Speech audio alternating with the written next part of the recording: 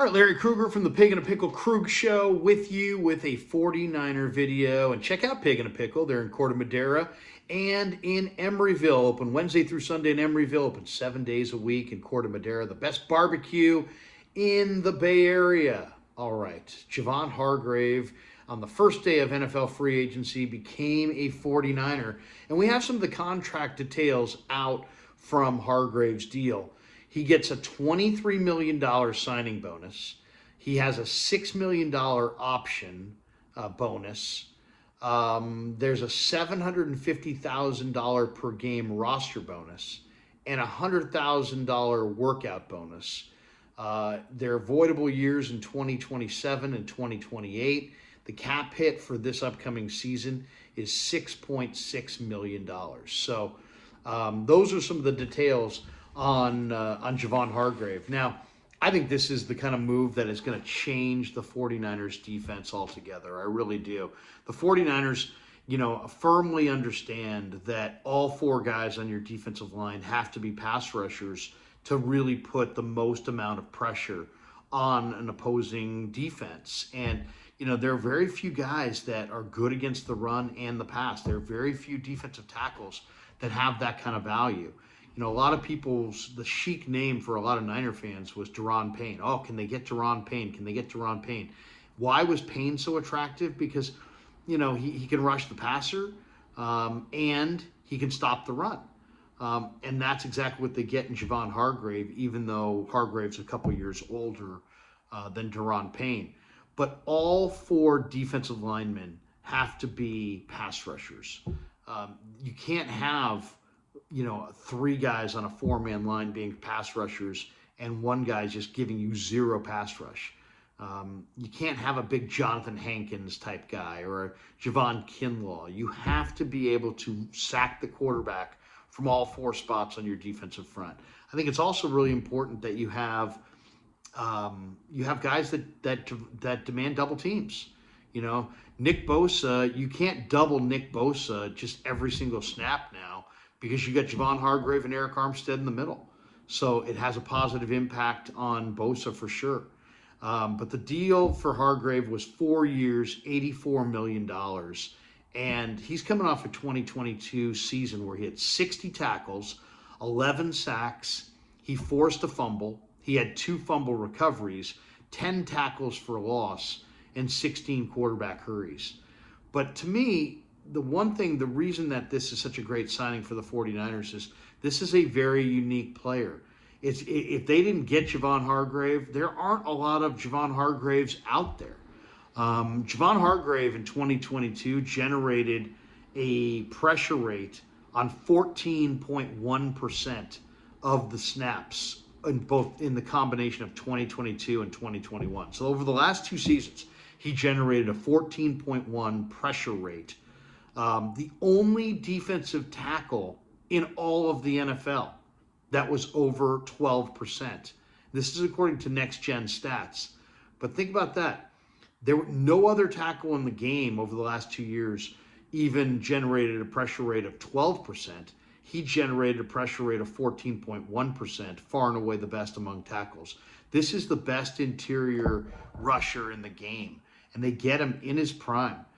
This is a player who sacked the quarterback a lot in college at South Carolina State, and then has stepped right into the NFL. And whether it be with Pittsburgh or now in the last couple of years with Philadelphia, this is a guy who can sack the quarterback inside from an inside position. So to me, this really does change things for the 49ers. It frees up Eric Armstead to be a better pass rusher. I expect Armstead's sack totals to go up.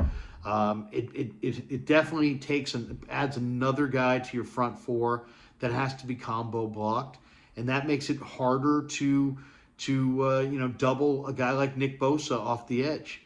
Also, when you're talking about the way the Niners like to play games up front, they play a lot of stunting games, a lot of TE stunts, a lot of ET stunts. You gotta have tackles that can move. By re-signing Kevin Givens, you added another defensive tackle who can really move. Kalia Davis, who didn't play at all this year, but we saw him in practice at the end of the year. He's electric as far as his speed. I expect Givens and Kalia Davis, Eric Armstead, and Javon Hargrave to give the 49ers tremendous pass rush up the middle. So think about that. One of the things that made Hassan Reddick so deadly this year for the Eagles was the fact that they had Javon Hargrave inside and Fletcher Cox. And so, yeah, you had guys inside that could rush the passer, so you had to account for them. And occasionally you had to combo block them. And so if you're combo blocking Javon Hargrave, guess what's really hard to do? It's hard to put extra bodies on Hassan Reddick coming off the edge.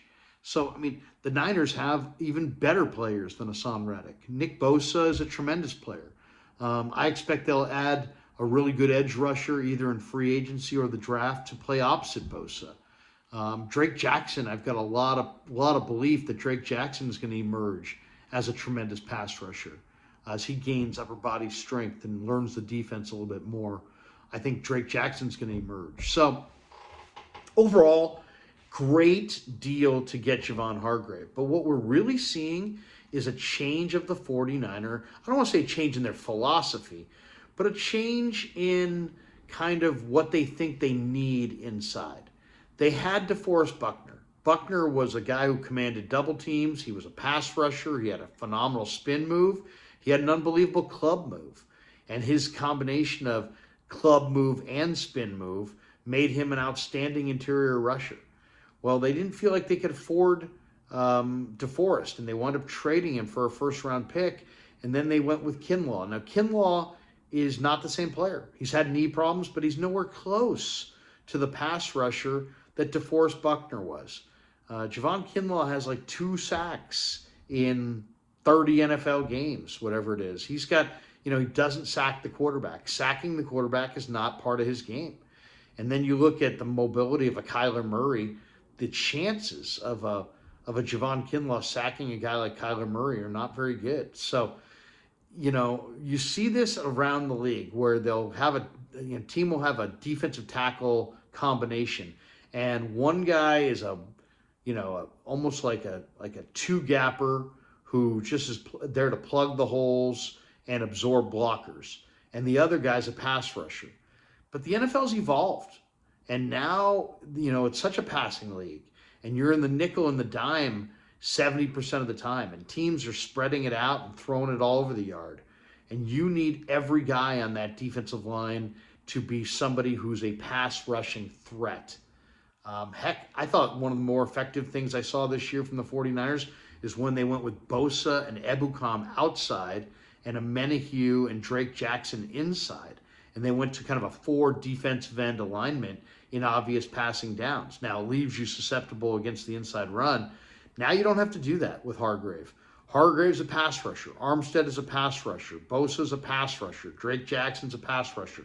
There's nobody on that front, especially if they wind up trading Javon Kinlaw. There's really nobody who's strictly a first and second down run defender.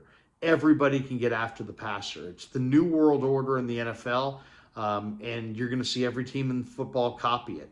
If you're on the defensive front 4, you must be able to rush the passer, and they got a great one in Javon Hargrave. And I think you're going to see the Niners, put that much more heat. I think they'll have a higher sack total than what they had this year. I think you'll still see them continue to play lots of stunting games up front, but they're going to get home more because they've got 4 legitimate pass rushers, not 3 and 1 run defender. So great pickup, and Hargrave with this one move really changes the whole nature of the 49er pass rush up front and just makes it, incredibly more dynamic than it was a year ago.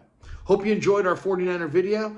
Thanks to and always make sure you check out the Krug Show, the Pig in a Pickle Krug Show for all of our Niner content leading up to and through the NFL Draft. And also thanks to New York Style Italian Sausage for sponsoring the show and sponsoring our trip to Scottsdale here in the month of March. So hope you enjoyed the Niner video. Keep it locked on the Krug Show. Hit like and subscribe, and you can get lots of content surrounding the Niners, the Warriors, and the Giants going forward right here on the Pig in a Pickle Krug Show.